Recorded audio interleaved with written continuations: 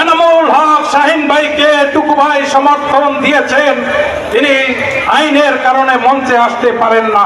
মনির হোসেনকে প্রত্যাখ্যান করবে এবং গত নির্বাচনে যারা ঈগল মার্কার পক্ষে ছিল তারা আবার ঐক্যবদ্ধভাবে আগামী 21 তারিখ ঘোড়া প্রতীকে বিপুল ভোট দিয়ে এনামুল হক শাহিন ভাইকে বিপুল ভোটে জয়যুক্ত করে সাহেব ছিলেন ধীরেন্দ্র দেবনাথ শম্ভু, তিনি গত নির্বাচনে আব্বাস হোসেন মন্টু মোল্লাকে সমর্থন দিয়েছিলেন, মঞ্চে আসতে পারেন নাই। তার সমর্থনে মন্টু ভাই সেদিন উপজেলা চেয়ারম্যান হয়েছিলেন।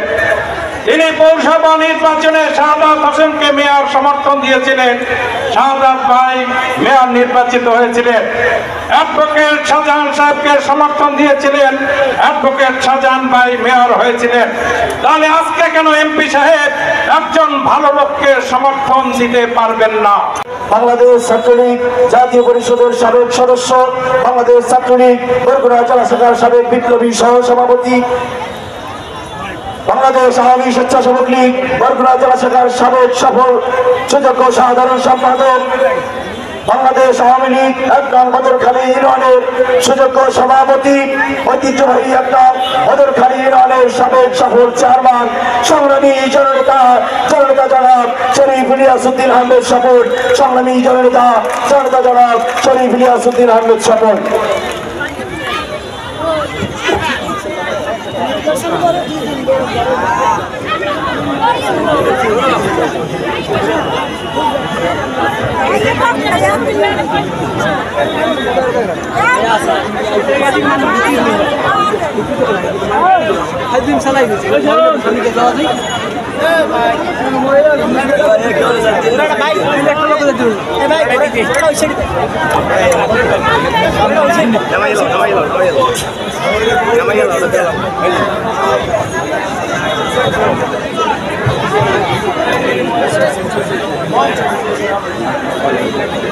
বিসমিল্লাহির রহমানির রহিম।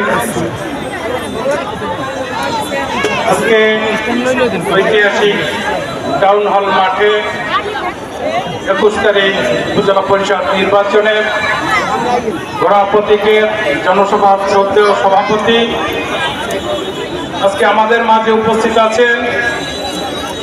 আজকে সভার মধ্যমণি আমাদের সকলের প্রিয় নেতা, উপজেলা পরিষদ নির্বাচনের চেয়ারম্যান পদপ্রার্থী জননেতা এনামুল হক শাহিন ভাই এখানে বক্তব্য রেখেছেন। সদর উপজেলা পরিষদের সাবেক ভাইস চেয়ারম্যান, এই নির্বাচনে তিনি হেলিকপ্টার প্রতীকে চেয়ারম্যান পদপ্রার্থী ছিলেন, যিনি ইতিমধ্যেই ঘোড়া মার্কার সমর্থনে বক্তব্য রেখেছেন। জননেতা ইমরান হোসেন রাসেল, উপস্থিত গণ্যমান্য ব্যক্তিবর্গ, শ্রদ্ধেয় মুরব্বিয়ানগণ, যুবক ভাইরা, মা ও বোনেরা, আসসালামু আলাইকুম। সময় কম, আমি সংক্ষেপে একটি কথা বলবো। এই বছর শুরুতে 7ই জানুয়ারি আপনারা সবাই এই বরগুনায় পরিবর্তন এনেছেন নেতৃত্বের।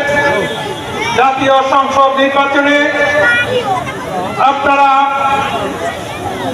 সকল বাধা উপেক্ষা করে এই অঞ্চলে একজন তরুণ উদীয়মান নেতাকে আপনারা জাতীয় সংসদ সদস্য নির্বাচিত করেছেন। সেই নির্বাচনে আপনারা পরিবর্তন কেন আনতে চেয়েছিলেন আপনারা জানেন। এই বিগত কয়েক বছরে বরগুনাতে, বরগুনা সম্পর্কে সারা বাংলাদেশে সহ পৃথিবীর বিভিন্ন দেশে বরগুনা সম্পর্কে একটি খারাপ ধারণা হয়েছিল। এখানের মানুষ খুবই ভয়ঙ্কর, এখানে খুন খারাপি হয়, এখানের মানুষ দুর্নীতিগ্রস্ত, এখানে মানুষ তাই পরিবর্তন এনেছিল। আপনারা সেদিন এই এমপি সাহেবকে বিপুল ভোটের সমর্থন দিয়েছিলেন। আজকে আমি মনে করি আমাদের মাননীয় সংসদ সদস্য তিনি এই 4 মাসের মধ্যে, অল্প সময়ের মধ্যে আপনারা যে পবিত্র দায়িত্ব দিয়েছিলেন মানুষের কথা বলার জন্য, জনগণের স্বার্থের কথা বলার জন্য মহান সংসদে আমাদের প্রিয় সংসদ সদস্য চেষ্টা করেছেন এবং মানুষের তিনি দোয়া করিয়েছেন।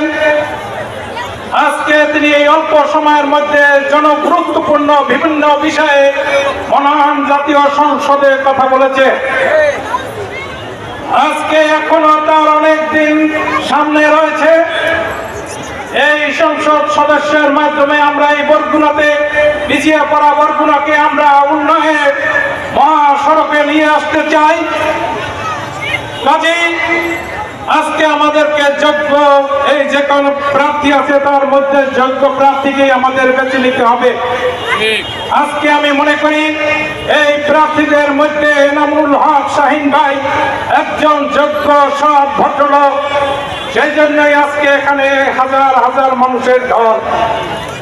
আমি মনে করি যে লোকগুলি সেই 7ই জানুয়ারি নির্বাচনে ইগল প্রতীকে ভোট দিয়েছিলেন, আজকে সেই সকল মানুষই এখানে ঐক্যবদ্ধ।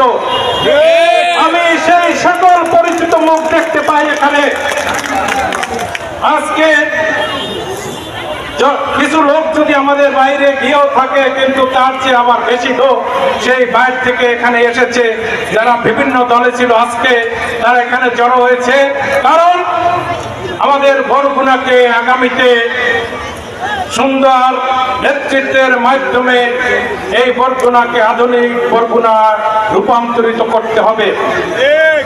আজকে আইনের কারণে হয়তো আমাদের মাননীয় সংসদ সদস্য মঞ্চে বক্তব্য রাখতে পারে না, জনগণের সামনে কথা বলতে পারে না, কিন্তু আমরা বিগত দিনে দেখেছি আমাদের এমপি সাহেব ছিলেন ধীরেন্দ্র দেবনাথ শম্ভু।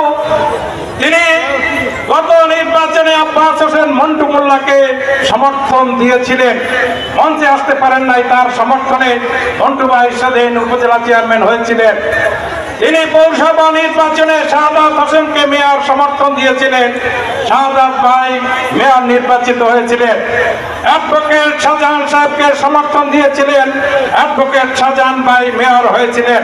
তাহলে আজকে কেন এমপি সাহেব একজন ভালো লোককে সমর্থন দিতে পারবেন না? আজকে আমরা জানি এনামুল হক শাহিন ভাইকে টুকু ভাই সমর্থন দিয়েছেন, তিনি আইনের কারণে মঞ্চে আসতে পারেন না।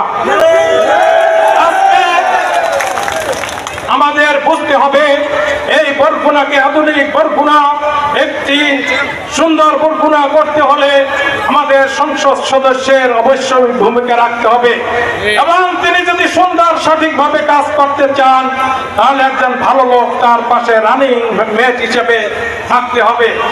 আমাদের যে সাবেক চেয়ারম্যান তার কথা তো অনেক শুনলেন, তার কথা আমি নাই বললাম, কিন্তু গত 7ই জানুয়ারি নির্বাচনের পর সারা বরগুনায় একটি আওয়াজ ছিল যে মনির হোসেন তলিয়ে গেছে, ডুবিয়ে গেছে, তাকে আর কোনোভাবে এই বরগুনায় স্থান দেওয়া হবে না। এই কথা বলছিল না? মনির তলাই গেছে বলছিল না? জনগণ জানে একবার যে কথা বলে সে কথা বলে না।